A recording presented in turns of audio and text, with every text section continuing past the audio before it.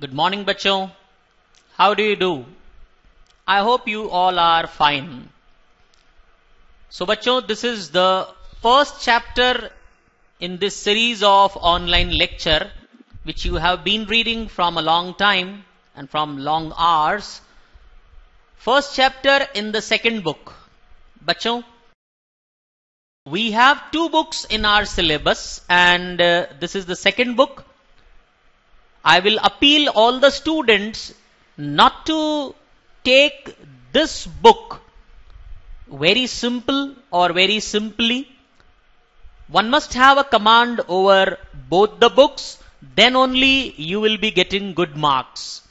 This book too contains 15 marks.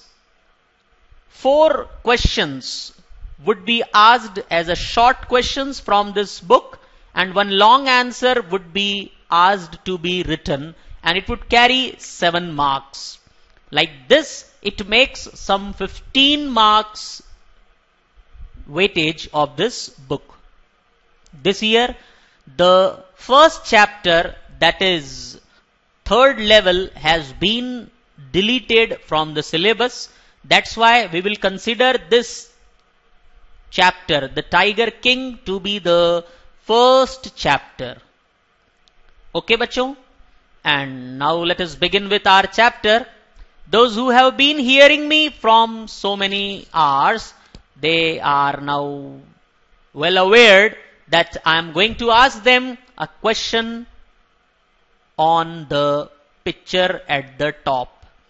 And bachcho, here you can see a picture not merely of a tiger, but you can see here this black strip at the bottom, and this black strip is a raised platform, a pedestal like, where this tiger has been kept, or he has been there on that pedestal, as if, say, a tomb has been erected of that tiger. So, bachcho, here in this book, we don't have about the author. So, we will directly switch over to the question given at the top before we start the chapter. But before I start this chapter, let me tell you that it is a very, very simple story, but it has some meaning behind it, and I call it a political satire. Political, political satire. That means what? It's a political satire on the conceit of those who are in power. And the author has employed a very beautiful literary device of dramatic irony to give this chapter the best treatment.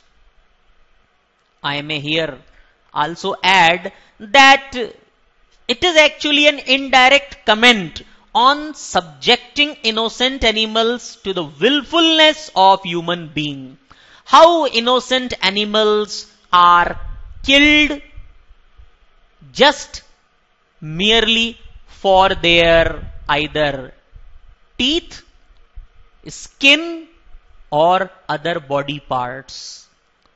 So, innocent animals being killed by human beings just for a fun sake.